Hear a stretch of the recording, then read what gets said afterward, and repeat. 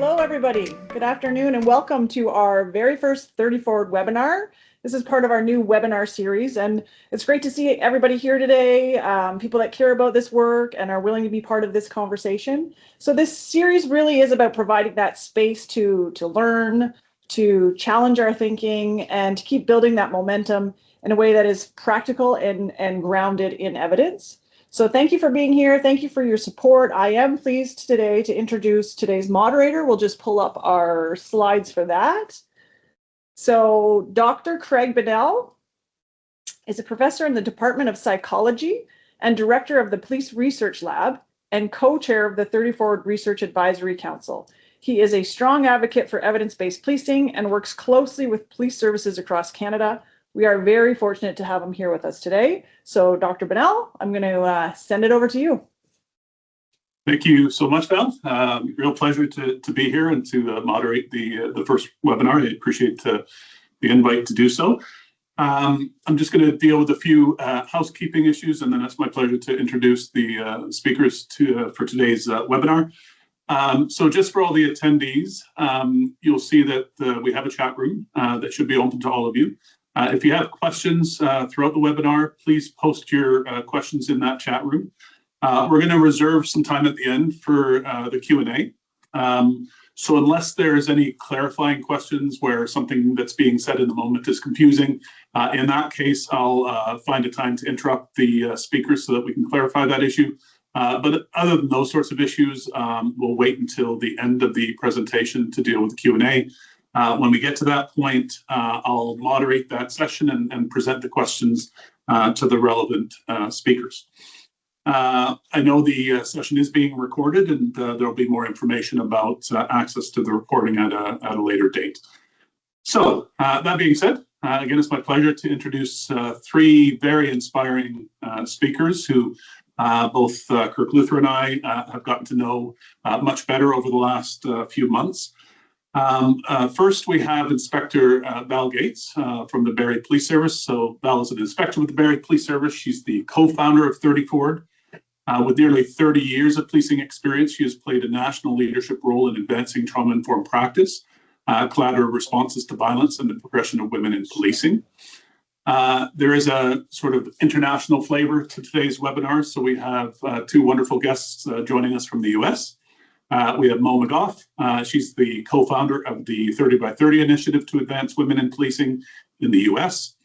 She also serves on the faculty of the Excellence in Policing and Public Safety program at the University of South Carolina Law School, where she was the founding executive director. Mo is an attorney and spent most of her career at the United States Department of State and Justice, working on terrorism prevention, transnational crime, and evidence-based policing. And then third, we have Dr. Tanya Meisenholder. She's the director of the Police Research at NYU School of Law's Policing Project, and she currently leads the 30 by 30 initiative in the US, which is a national effort focused on strengthening recruitment, retention, and leadership in policing.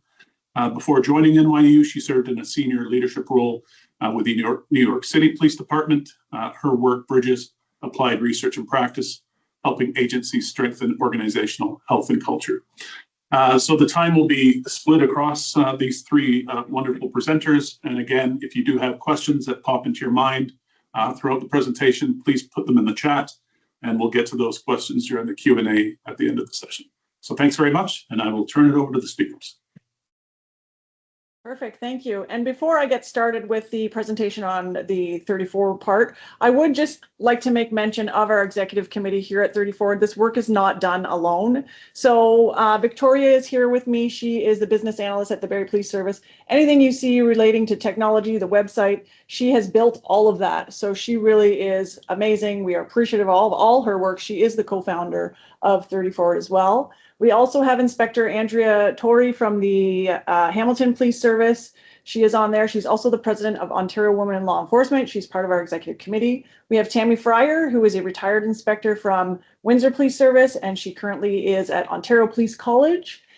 She is also a member. And then Dr. Joe Kudo, he is here as well. I don't know if he can throw his camera on and do a quick wave, but he is here and he's representing the Ontario Association Chiefs of Police, but he really is that great ally supporter for 30 Forward Executive Committee. So just to kind of set the pace here for you today, I want to give you an understanding of where the idea came from for 30 Forward. As you all know, 30 by 30 is an organization that had been operating in the US, for a couple of years now. And a little bit over a year ago, I had the opportunity to attend sort of a presentation on 30 by 30 during a bit of a critical point in my career where I was questioning some of the things, that were going on, and it just sort of hit me at a time that I really needed to hear it. That is when I first met the amazing Mo, heard this presentation, and couldn't understand why we weren't doing this in Canada. And so that really was the inspiration behind it. It is not our idea. We are launching off the amazing foundation that they have built south of the border, and we are so appreciative of the work that they are doing there and the opportunity to build this and bring it to Canada. So I just want to make sure you understand that is what we're building off of. So you probably want to know what it was that Mo presented to me at that time that really spoke to me. And I think I really want to highlight the 2 decades of research on women in policing. And so this is research that has been conducted in places like the US, the UK, Australia, and Canada. And it has been replicated. And what we do now know from research there are consistent performance outcomes that are related to women officers. And what we have learned is that women use force less often. And when they do use that force, it is less excessive. We know that women use discretion to make fewer arrests for those non-violent lower level offenses. And if we look across Canada with some of the homelessness and addictions, many communities are sort of struggling with right now, bringing that discretion lens to those situations is invaluable. We know that women see better outcomes for crime victims, especially of sexual assault. Sexual assault remains to be, across Canada, the most underreported high harm offenses that we have. And so to get better outcomes for those victims, I think we really have a duty to do so. We know that women conduct fewer searches during traffic stops, but when they do conduct those searches, they're more likely to find contraband. So that really sort of lends credence to that intelligence-led policing that women actually bring to the profession. And then women are constantly perceived as being more honest and compassionate. And women are named less often in complaints and lawsuits, with newer research starting to suggest that they cost between 2.5 and 5.5 less than their male officers across the course of their career. And so when you look at this research, it really does speak volumes as to why bringing more women into this profession could bring a lot of value to the work. So you hear us talk a lot about the number 30. That is not an arbitrary number. So what we know about 30%, it's called the critical mass theory. So when an underrepresented group reaches at least 30%, they reach the tipping point. And what the tipping point does is that is when that group starts to have an effect on culture, on systems. They start to have voices at the table. So when they hit that 30%, you'll start to see those changes. And when they do hit that 30%, the things that you're going to start to see will show through things like systemic cultural change. You start to see sort of that reduction in sexual harassment and complaints because the environment no longer tolerates it. You will see strengthening of workplace dynamics. Teams become more collaborative, more communicative, and that in turn reflects better decision making. This one I often pause on, and everyone's probably, not surprised that I'm pausing here again. And I apologize if you have seen this presentation before, but this one means a lot to me. So when you get that underrepresented group to 30%, they are no longer seen as tokenistic. And if there's something that I could give to the next generation, I would love for women to understand their value and their worth and to be able to celebrate it. So when they get to that 30%, they're no longer seen as the exception, they are the norm. And what a great gift that we could give to the next generation. At 30%, you start to see those strong mentorship networks. Women are in the career, retention has increased. There's junior officers that can have a mentor for the course of their entire career. And at 30%, that's where you start to see those effects of policy and reform. Women are at those tables with lived experiences. And so those changes are being made, due to those insights as opposed to outside pressures. So when we look across Canada, I think it's important for us to understand where we're starting. Currently, we are just under 23% for those that identify as women. It does still seem quite low, but in 1993, we were only at 8%. And over the years up to about 2010, 2015, you started to see there was some great growth. Unfortunately, from 2020 to 2023, which is the last date that we have Statistics Canada stats, we only saw an increase of less than 1% of women in policing, so 0.9%. So what that says, it just really signals to us that we need to be intentional with our actions moving forward to make sure that it's not just about bringing women in the front door. We need to build those systems where they're encouraged to stay, encouraged to lead, and really are finding value and in that career. And so when we break that down even further, when you look at that 23% of women, 71.7% are currently in that constable rank. And then we have 24.5% in that non-commissioned, so that's your sergeants, your staff sergeants. And then we only have 3.8% in commission, so that's inspector and above. So what that says, again, we want to reiterate, it's not just about bringing in the numbers in the front and in the front door, because we have, you know, women getting stuck sort of at those entry-level positions. We need to build those systems that are going to support them throughout the length of their career.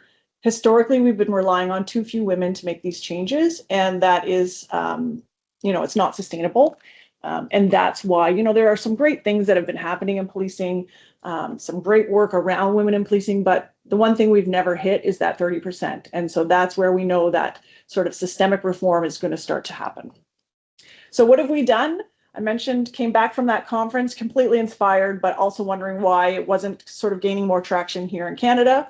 Started talking to women and allies across Canada to take a look at that. Started talking to police chiefs as well to see why they hadn't signed on. We conducted over 30 focus groups of women and allies. And through that work, we also engaged with Wilfrid Laurier University. They took a really good look at, you know, all the research that we had relating to women in policing in Canada. And it wasn't surprising that we were finding sort of the same recommendations that started in, you know, the early 1990s around women in policing, still the same recommendations occurring in 2024 and 2025. So through this work, we have identified these pillars as 34 words focus areas. And so that's going to be around recruitment and hiring, retention and family support, mentorship and leadership development, allyship and inclusive culture, and then we have built a national resource hub. And the other piece that you're going to notice that is a little bit different about 30 by 30, and you're going to hear from them after we speak today, is we decided to remove that stopgap of 2030 and work towards always working towards 30%. We didn't want services to be turned away and worried that they couldn't meet that 2030 promise. We recognize some services are starting in a different place than other services. We're not all starting from the same numbers. And so we wanted to make sure we bring everybody along. And part of building that resource hub was to set those services up for success. So you will find everything on that resource hub that you will need to be successful. We have, Victoria has created this website. It is in English and French. That is the QR code there if you would like to see that. We're pretty excited about that. If you get a chance to take a look at that, we'll go a little bit further into it. You will find on there the actual pledge. You can sign it online. The one expectation of the pledge right now, when you sign it, 6 months later, we are expecting back that baseline data collection template. This template was built and made to be simple. You're already reporting to Stats Canada a lot of the things that we're going to ask in this baseline template. We did not want this to be something else that services could not achieve. And so once you sign that pledge, we get that 6-month template back. After that, we just have a yearly reporting. And we are going to be working on later this week, you know, what that yearly reporting is going to look like, and services that have signed will be receiving that soon. So I already mentioned to you that we have an executive committee. You met all of them early on. What we're now working to do is to build a national advisory council. So the idea here was to have representation from every province and territory to make sure that our path forward is representing everyone across Canada. So if you are on the line today and this is something that you are interested in getting involved in, please go onto the website, sign up. This obviously is part of our focus right now to make sure that we are speaking on behalf of everybody, to make sure that we are doing research that is relevant across Canada as we start to build that research piece.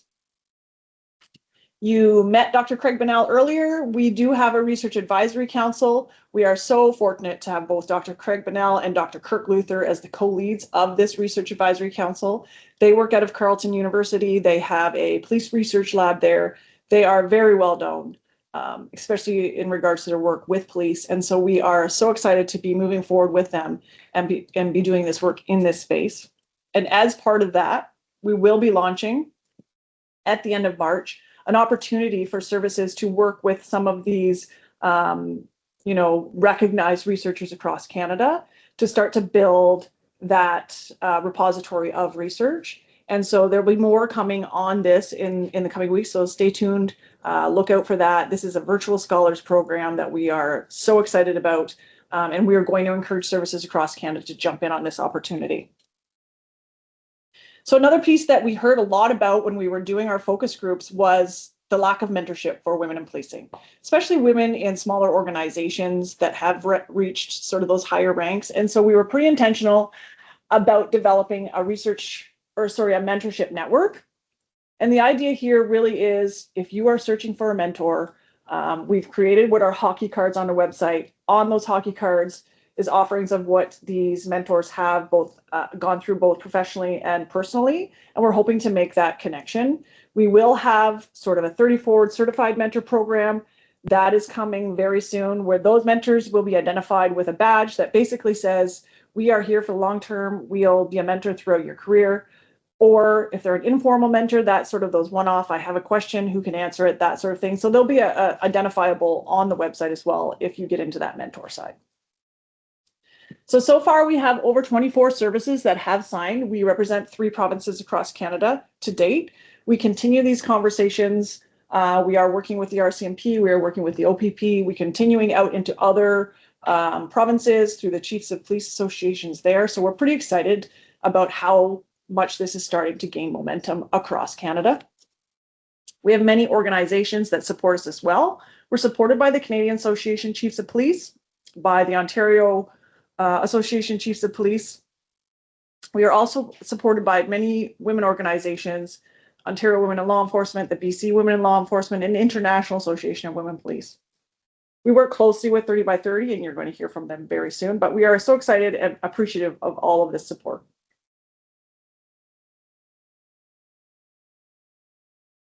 So if you'd like to learn more, I don't know if you're following us on any of our social platforms. We are on Instagram, LinkedIn, as well as YouTube, where you will see a recording of this webinar to come very soon. And we do have a monthly newsletter. So if you'd like to join that emailing list, please, this QR code will take you there, or again, visit our website, and that will be sent to you quarterly. So I think right now what I'm going to do is pass this over to my colleagues to hear a little bit more about 30 by 30 and where all of this work started. Thank you so much, Val, and huge congratulations to you and Victoria and the rest of the team. I think we are watching in absolute awe at how quickly you all have gotten to this point. It took us years to get to where you are now, so it's really inspiring to see. As Val mentioned, I'm Mo McGough. I'm co-founder of the 30 by 30 initiative. I'm going to be joined today by our director, Tanya Meisenholder. Dr. Meisenholder came to us from the NYPD, where she served multiple roles, including Deputy Commissioner for Equity and Inclusion. So you can imagine that was sort of like a we know we've made it moment when Dr. Meisenholder chose to come work with us. She's probably the most qualified person in the US to do this work. So we're really happy to have her. All right, next slide. So I'll be honest, I used to not do this slide at all, because the last thing you want to do is take up people's precious time telling them what you're not up to. And when I was convinced to finally put it in here, we used to do it at the end. And then there was one time where I was doing this at the FBI National Academy, which is our sort of most high profile training opportunity for rising leaders in the US.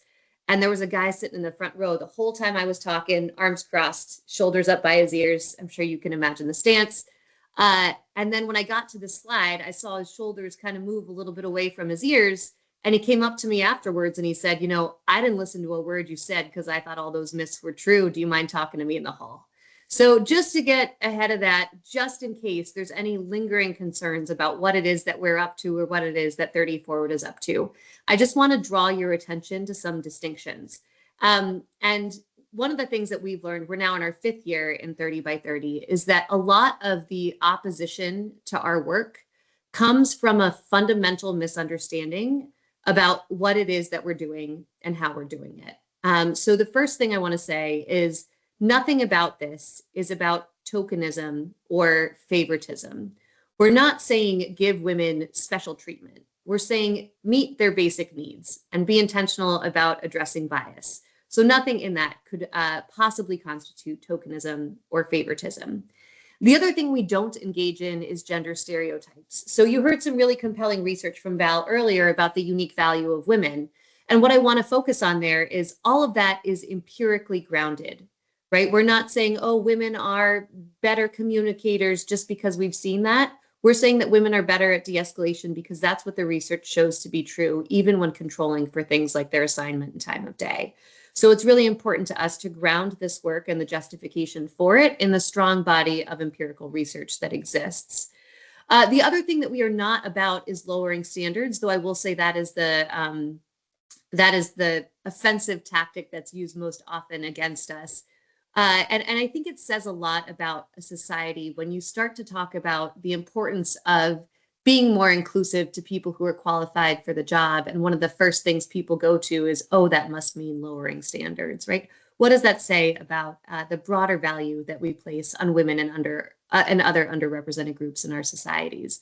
What we do advocate for, is making sure that the assessments that we use for hiring are accurate about the knowledge, skills, and abilities that it takes to be a fair and effective police officer.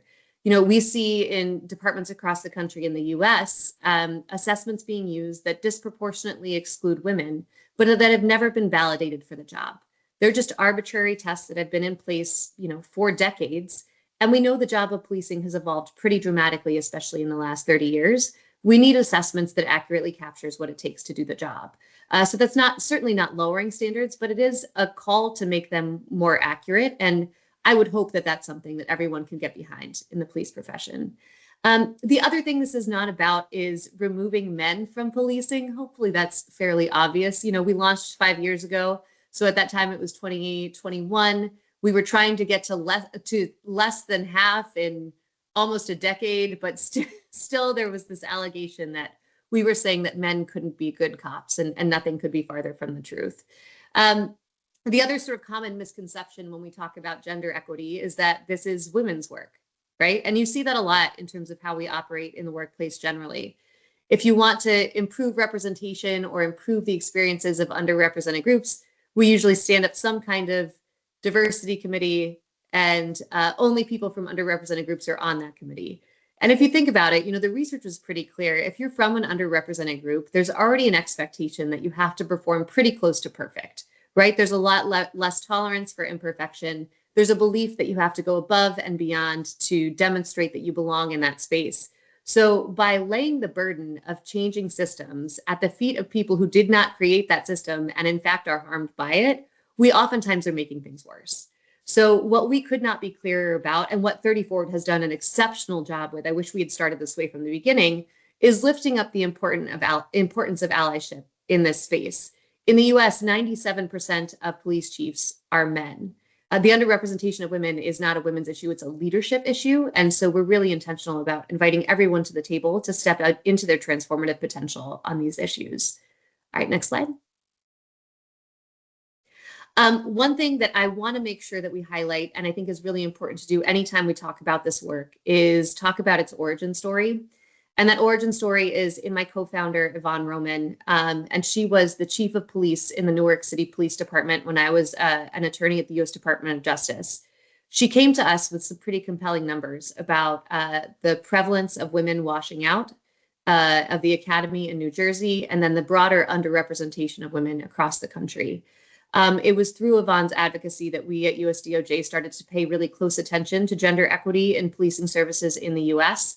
And Yvonne and I joined forces, hosted a national convening in 2019 through USDOJ that later became the foundation for what 30 by 30 has become today. If you're interested in hearing more from Yvonne, her journey, her perspective, I highly recommend checking out her TED Talk. It's at over 2 million views, but it really lays out a very clear narrative about the unique value of women. When I first met Val in Australia, I'll be very honest, she reminded me so much of Yvonne in terms of the lived experience, the understanding firsthand how the current systems fail to support women and meet their basic needs, and a real sort of steely spine commitment to using their experience to make the world a better place. I have so much respect for that, and I think you all are very lucky in Canada to have that kind of advocacy at the top. All right, next slide.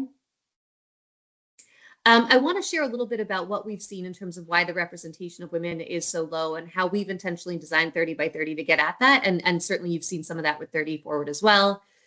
We have recruitment strategies that are just narrowly focused and uncreative, right? We've gotten better about representation. So it used to be that a lot of our recruitment materials were what I've heard Tanya call as pale, stale, and male. They didn't necessarily include the full breadth of people who are qualified to do the job. We're seeing a lot of improvement in representation. Where it's a little bit slower to catch up is around what the job is depicted as in these materials and who is targeted. So when I say how the job is depicted in these materials, the example I always use is of a tiny agency in the southeast of the United States. They didn't even have a drone in terms of aviation assets, but their 15-second spot at the local news was a giant guy hanging out of a helicopter with a long gun strapped to his chest. That's not policing in that jurisdiction, and that's not policing for most people in most parts of the country. So it's important to tell an accurate story about what the job is and what knowledge, skills, and abilities are associated with doing it well. The other thing we're encouraging agencies to do is think creatively about who is targeted in your recruitment materials. In the US, most of the campaigns we see are targeted at military veterans and criminal justice majors. And those are important pools. But if you think about the KSAs associated with fair and effective policing, things like service orientation, de-escalation, emotional intelligence, there's other disciplines that have those in spades: nurses, educators, social workers, psychologists. So we help agencies target those populations. And they also happen to have a natural overrepresentation of women in those fields. The other thing I mentioned earlier is around understanding the lack of validation in assessments and making them more accurate, removing some aspects of subjectivity for things like promotions, like who has command presence. You can imagine who defines that and who's assessing what that looks like. And then also minimizing unnecessary barriers to entry. I understand this is much less of a problem in Canada, but in the US, we have some police services, especially at the federal level, their application process can take north of 2 years. And you lose a lot of underrepresented groups in the process, in fact, disproportionately so to the majority that's represented. The other thing we focus on is agency management. So we have women who have ballistic resistant vests that don't fit, down to uniform pants made for men.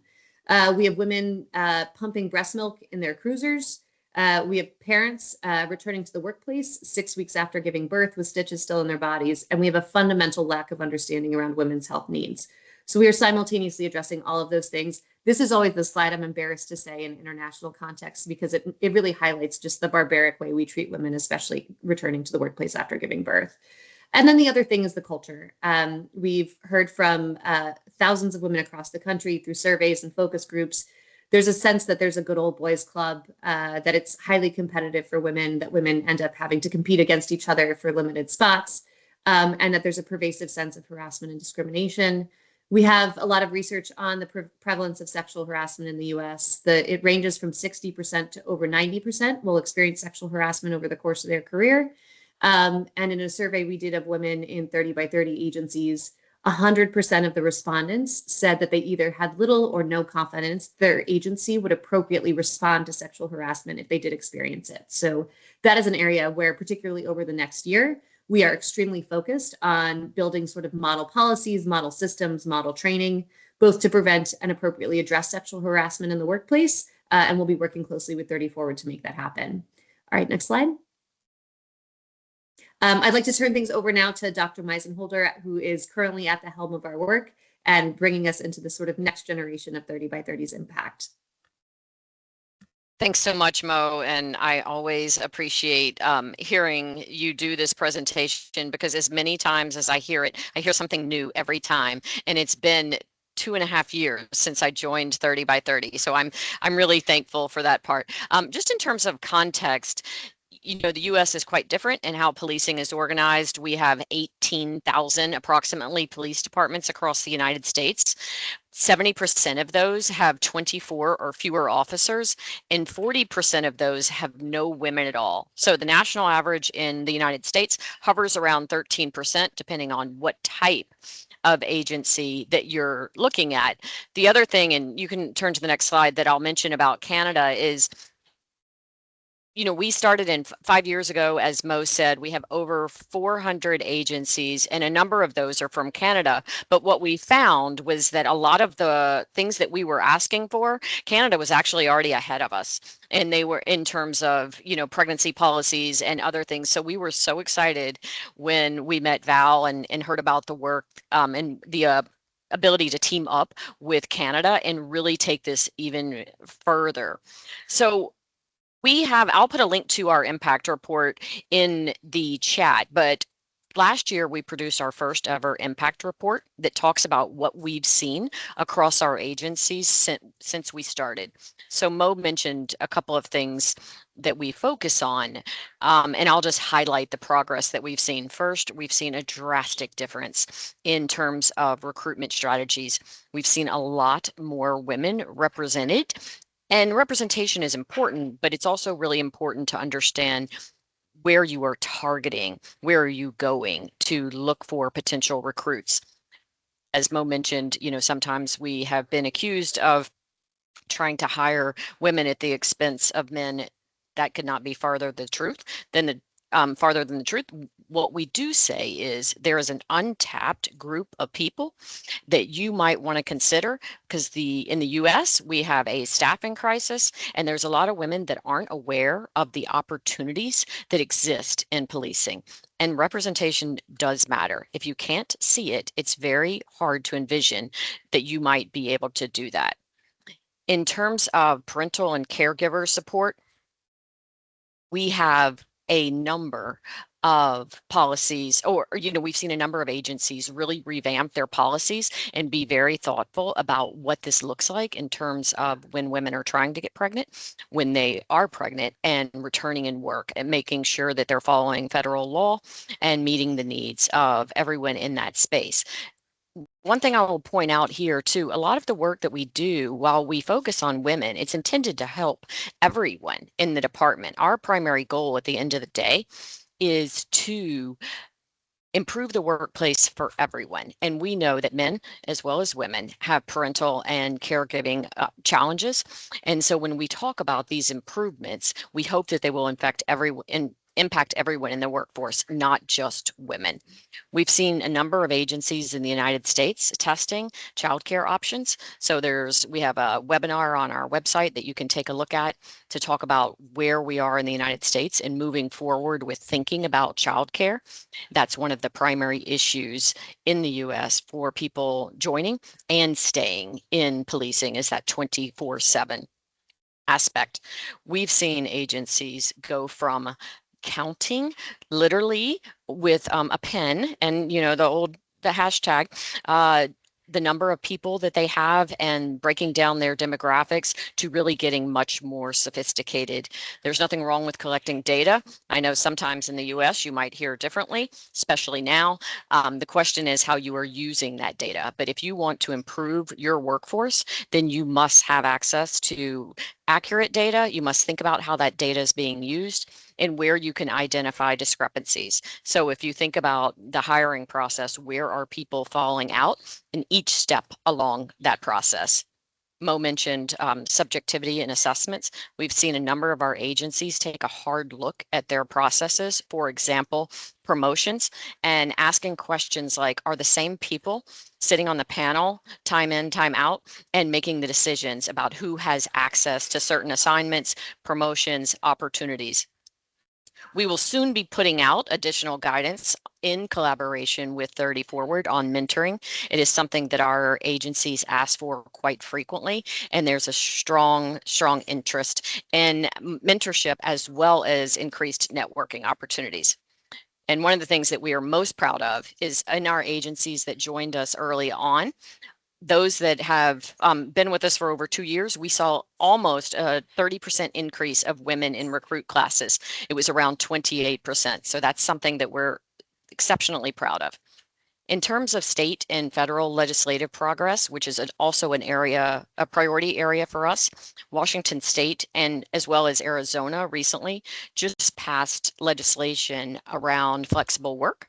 That means that officers can now work fewer hours, but still maintain all of the benefits and stay in their pension system. I think things are a little bit different in Canada, but that's a big deal for us in the United States. Hawaii passed a bill asking all of their agencies to aim for 30% female officers by 2030. And we've also seen at the federal level an act to provide child care for police officers. Lastly, equipment doesn't fit everyone the same. There are some agencies that have not updated their equipment in quite some time.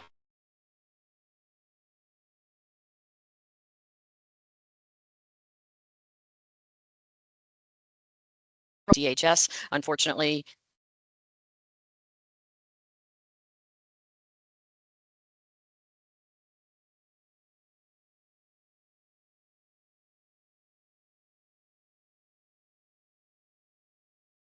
I think we might have lost Tanya there for a bit. Mo, Yeah. do you want to step in there? Yep. I can hop right in.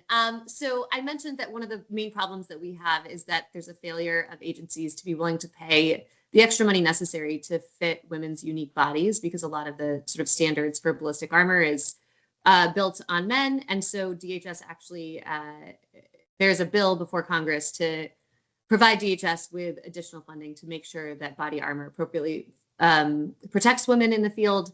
That being said, the entire Department of Homeland Security is currently unfunded, so who knows?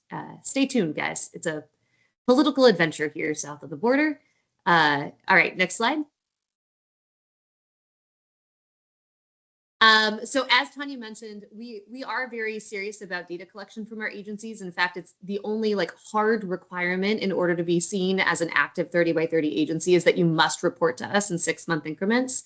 And part of that is data around both your recruit classes and your overall number of sworn officers. Of the agencies that reported to us for the first 2 years of our initiative, we had a 28% increase in recruits in those agencies. So we have every reason to believe that the particular levers that we're encouraging agencies to pull are good levers to improve representation in the workplace. We unfortunately lost our federal funding to continue data analysis, though we are sitting on a fairly large body of data or large repository of data. I don't know if there's any researchers in Canada who would like to analyze that data. It is yours for the taking and publishing. We also, one thing I do want to mention, if you are interested in sort of the evolution of 30 by 30 and understanding a little bit more about those particular issue areas that Tanya highlighted, as well as some case studies and some plans for the future, we issued an impact report relatively recently that's available on our website, or if you just search 30 by 30 impact report, that's all you could possibly want to know about who we are and what we've been up to. All right, next slide. The other thing we want to mention is, and this was surprising to us, we actually have a fairly broad representation across the country, where in almost all of the major metros, we all the way down to 6-person departments who've never had a woman in sworn position in their agency. And, Tanya mentioned we've got 18,000 different departments in the country. So this is a very diffuse model that we're trying to impact. But given the geographic diversity, the agency diversity, and the mission diversity, we're actually really hopeful that this is something that law enforcement writ broad is sort of ready and willing to advance voluntarily in the United States. I will say we had 13 different federal agencies working with us, including the Federal Bureau of Investigation, U.S. Customs and Border Protection, U.S. Marshals. At the change of administration last year, all of the federal agencies did have to withdraw, but we were able to develop a specific implementation guide just for federal agencies that lives on, and we have every reason to believe that a lot of this work is continuing, just a little bit lower below the radar. We also have a host of different police professional organizations who have come alongside us from the very beginning, as well as a lot of longstanding research partnerships that are helping us make sure that we're contributing to the evidence base moving forward. All right, next slide, please. All right, Val, I think this is kicking back over to you. Yeah. I think it's back over to me. So as you can see, we are learning so much from 30 by 30. We are so fortunate to be able to draw on what they have learned, the research that they have done. And so we're excited to see what the next few years will take us. And so obviously right now we're still in that education and awareness piece. We're trying to get out there to more services across Canada through the CACP, through any other avenue that we can do that. That data collection and baseline measures for those services we did launch in October, so we are expecting those first services to have that back to us by March 31st. And so that'll be our first sort of peak of that baseline and where we are as we continue to work through this work and report back on that. As mentioned, we are building those national committees. So we really encourage you to join that so you can start this conversation with us and help us build that momentum across Canada as well. We are committed to a one-year symposium in the fall of 2026, where we hopefully will have some research that we can report back. And Dr. Bonnell and Dr. Luther can talk to you guys about that a little bit, but there are some exciting things happening, and that will be at that symposium in 2026. And there is some work happening internationally, not just with our colleagues at the South. We are engaging now with Australia, who they currently are at 30% for the front line, but what does that look like beyond 30? So when you get there, what does the research, what is it supporting the next step? So stay tuned, some exciting things happening. Yeah, thank you for being here with us again, 30 by 30, and thank you for all the work you are both still doing and the support you are giving to us here in Canada. We can only hope that we can report back some of these amazing things that you guys are seeing over there in the future. So I think I'll switch that back over to our Dr. Craig Bonnell. Excellent. Thanks so much to all the speakers. That was wonderful. Really appreciate it. And Mo, you had Kirk and I at Free Data. So if you ever need someone to analyze it, you know where to reach out. So, all right. So the chat is open, and please post any questions that you have for any of the speakers there, and I'll sort of moderate the discussion. We do have one, the first one that was asked by Kirk. And again, open to everyone. What are some specific things that allies can do to help support the efforts of 30 Forward? Oh, can I start? I know it's not 30 Forward, but can I start? I just want to drop. I want to drop a webinar into the chat for people to take advantage of when they can, but it's with this fantastic chief that I know in Barrie and two other gentlemen that really have showed us what it means to support women in policing. And I encourage anyone to take a look at that. But part of it is just Craig and Kirk. It's just being here and showing up and listening and thinking about how you support. I'll pause there because I cut in front of 30 Forward. I would love to, I don't know if Joe Kudo is still here. He really is a great ally. I'd love for him to speak to some of the work that he's doing around allyship in the Ontario Association Chiefs of Police. Joe?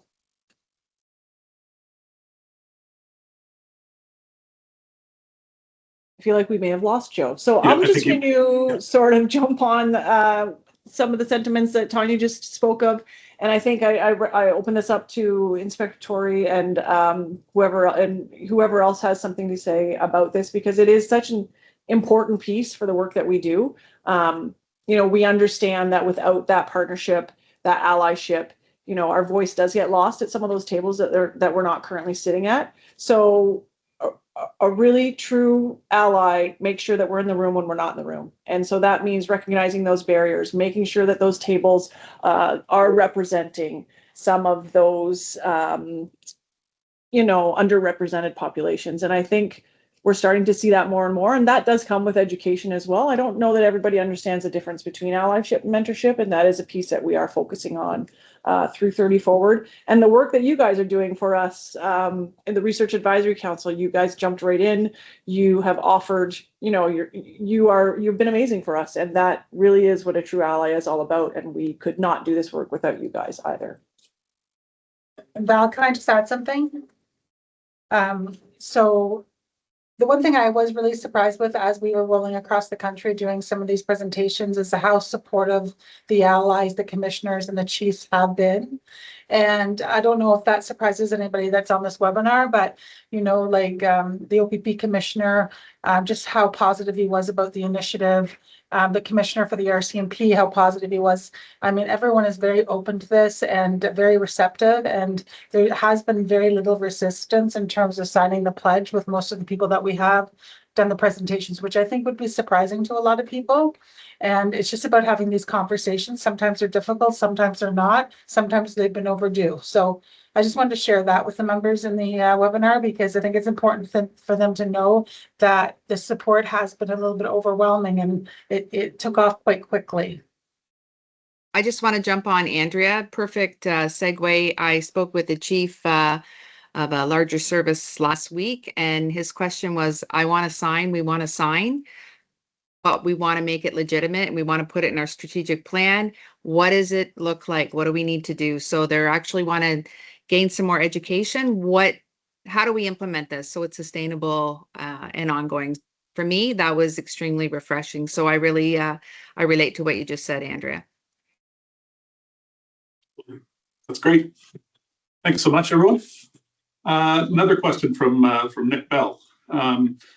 Nick's wondering about the requirements for agencies to sign on to 30 Forward. His agency is very interested but concerned that they might not be able to reach all the implementation standards in a timely manner.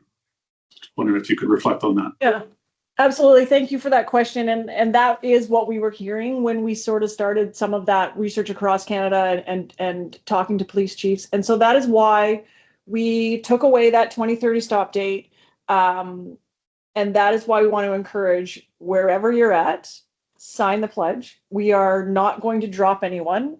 As long as you're trying, as long as you're sending back your measures, we want you to be a part of that conversation. So, you know, what can we collect? A lot of it is going to be what you're doing with StatsCan already.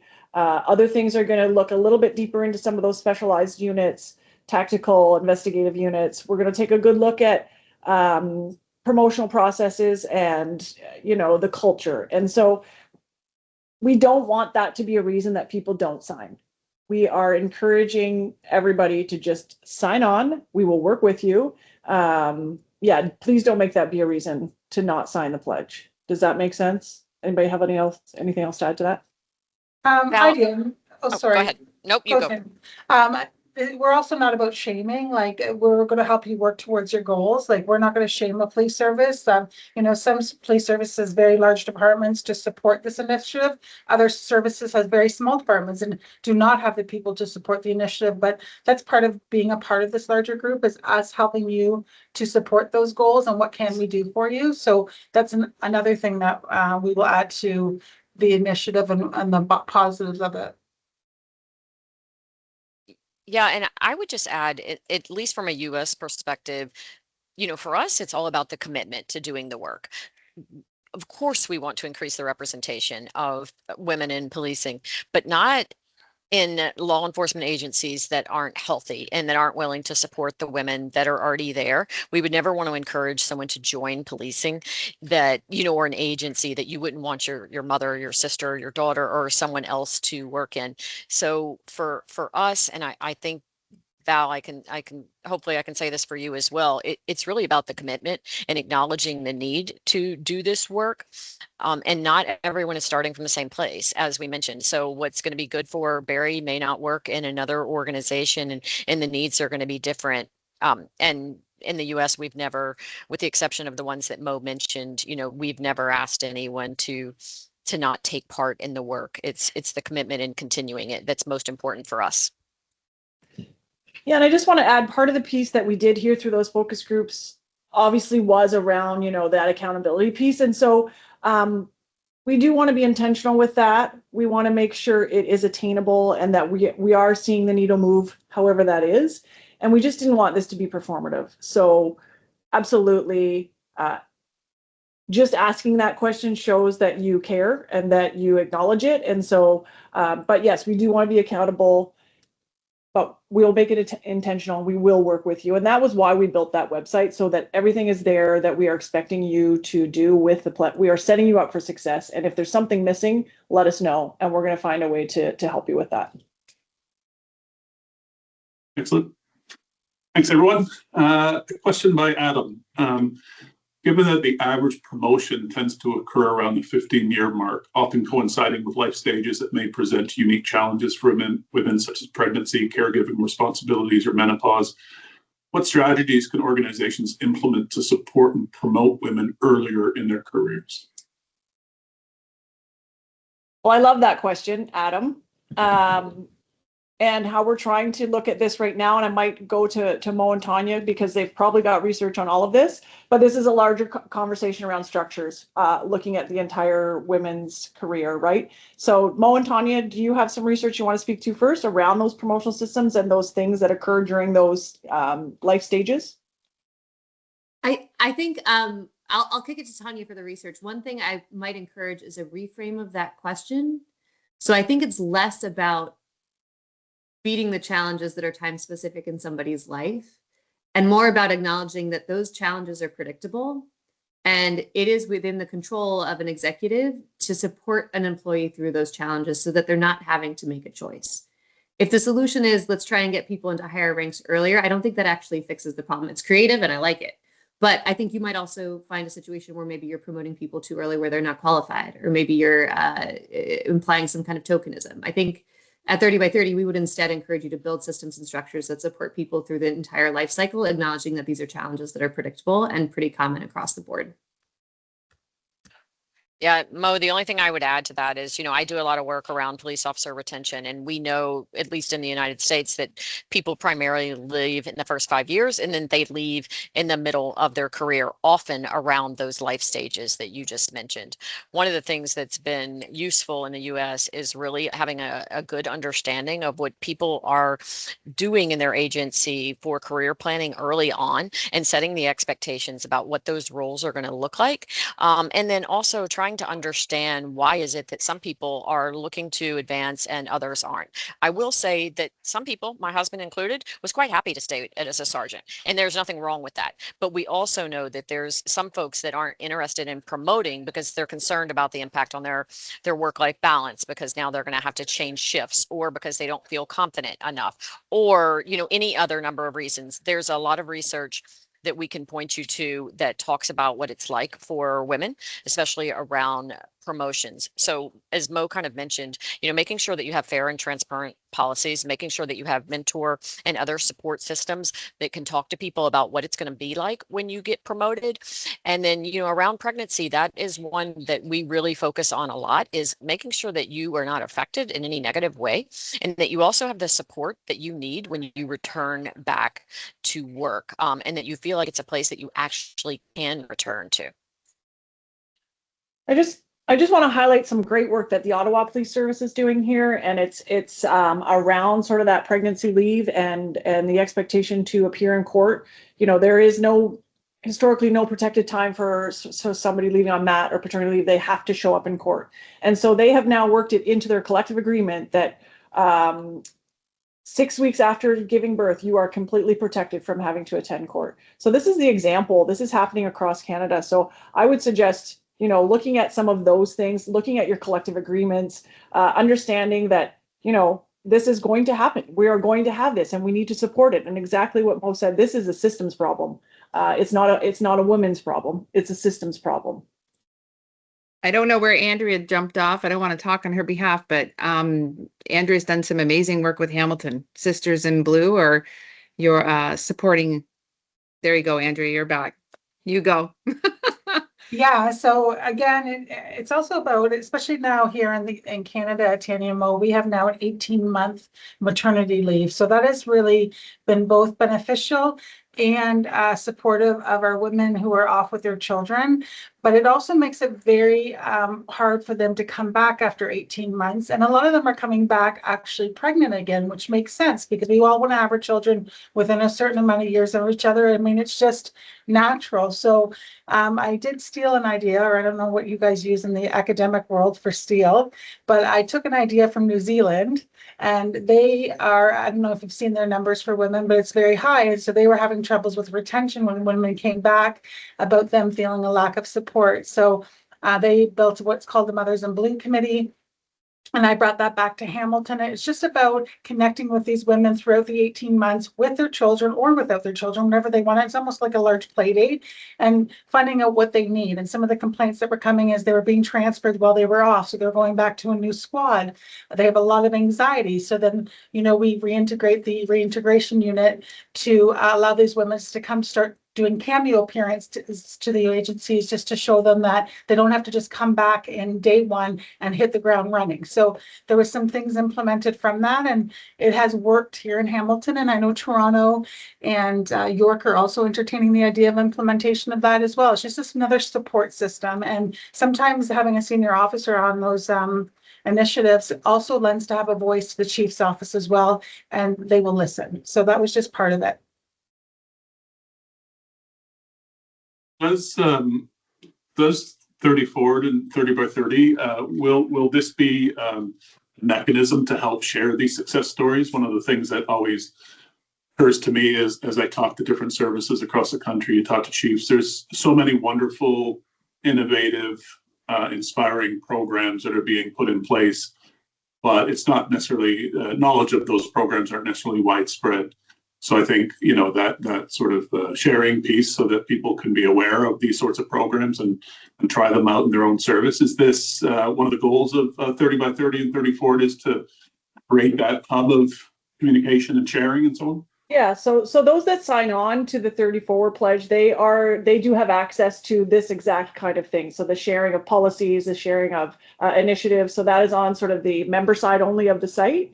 And as soon as you sign on, you let us know who in your organization you want to have sort of that deeper access to, deeper data and these policies, and that is available to all of our organizations that sign on. Yeah, and same for us. I mean, Mo might have mentioned it, but a lot of our work has to do with the thousands of women officers and men officers that we've talked to over the course of time. And our goal is to get as much out there in the field for everyone, so they can benefit from it, they can learn, they can explore, they can think about what's next for their agency. Excellent. All right, we're right up against the time. It's 12:59. There was a request that just came in, asking if it would be possible to get the contact information from the speakers today, just given how much loved what you had to say.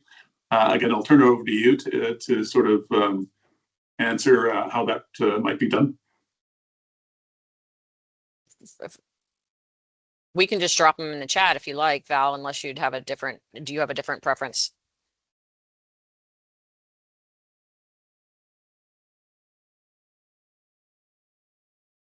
I think you're on, can't hear you, Val.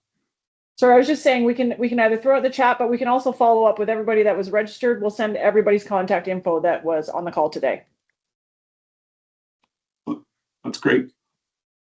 Well, we are at 1 p.m. So this concludes the first ever 30 Forward webinar. Again, we're going to have these each month for the foreseeable future, with a little break for the summer months. So I really appreciate the speakers for your time and all the wonderful work that Mo and Tanya that you're doing in the States, and of course the whole 30 Forward team, all the amazing work that you're doing here in Canada, and sharing all that information with us. Thanks very much for all the attendees for coming out to the first webinar. Again, we'll start marketing and advertising for the second webinar, and I hope to see you there again, and we'll just keep the momentum going. So thanks so much. Again, there'll be more information about the recording and where you can see that. But this wraps up webinar number 1. So thanks very much.